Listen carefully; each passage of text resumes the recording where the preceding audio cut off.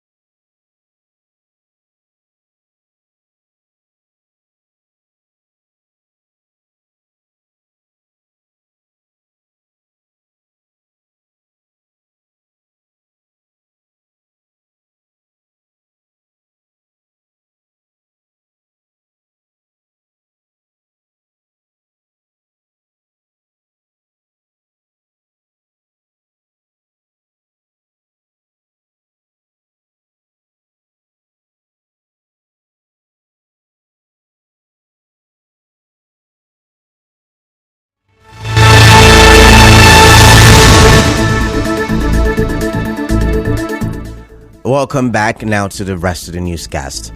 The newly built Central Mosque at the University of Port Harcourt was commissioned yesterday. The building was funded by the Muslim community in the area. Chairman of the occasion and JAMB Registrar Professor Ishaq Oluyede charged the Muslim faithful to live an exemplary life. Professor Oluyede said the building, which houses the mosque, also serves as a court, marketplace, and engenders development in the community. Best way to revive religion is in the mosque. We are building it for the sake of God, but we are also building it for the sake of man. Religion without preaching is nothing. Call people to the way of God and leave them to make their choice. So mosque in Islam is one of the institutions that could serve as the nucleus of other institutions. Most of these institutions have been slaughtered by the Muslims themselves. On his part, the Vice Chancellor of the University of Port Harcourt and the special guest of honor, Professor Omunari Jodrell, said the university allows for freedom of association and religion. He commended the efforts of the Muslim community at the university.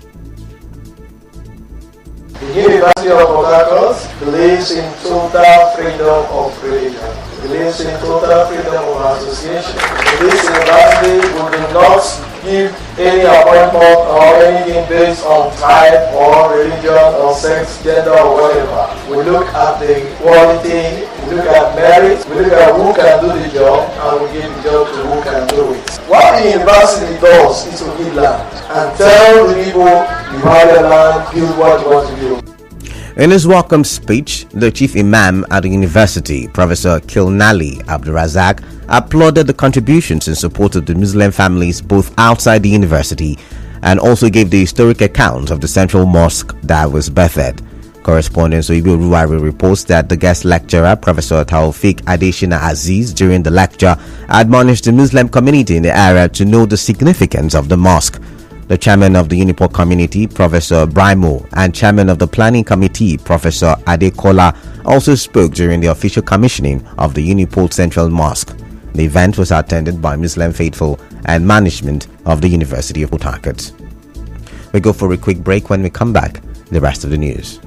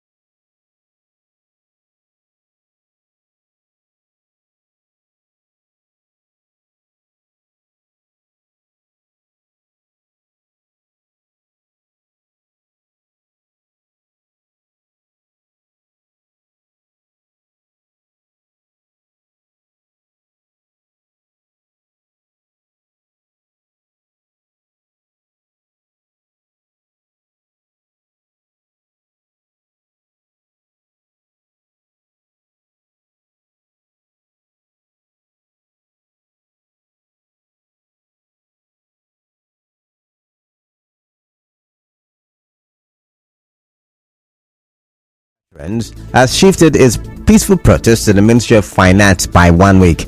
The retired men of the armed forces had planned to picket the Ministry of Finance today over the delayed payment of their security debarment allowance.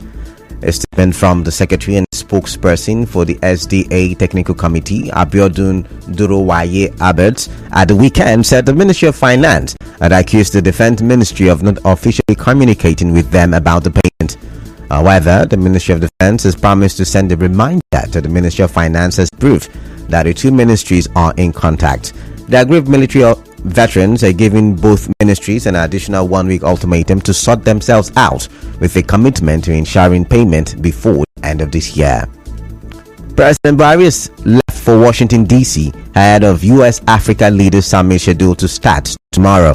The summit, which is at the instance of U.S. President Joe Biden, seeks to work with African governments, civil society, diaspora communities across the United States, and the private sector to continue strengthening shared vision for the future of U.S.-Africa relations. It will end on December 15. And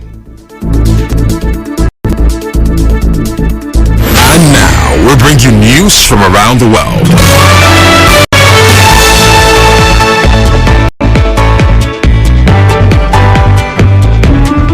On the foreign scene, all flights have been suspended at Stansted Airport after it was forced to close its runway due to bad weather.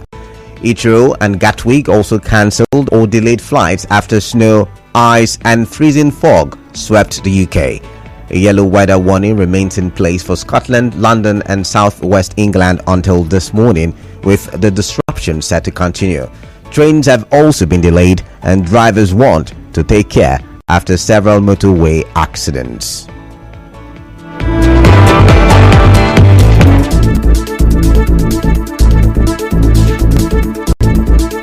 On the news this morning, you heard Governor Wike has defended the PDP's lawsuits against other political parties. PDP presidential candidate Atiku Abubakar has spoke on his feud with Governor Wike. Political parties are kicking against the new cash withdrawal limits. Aggrieved military veterans have postponed their protest. On the foreign scene, all flights at the London Stansted Airport has been suspended due to poor weather.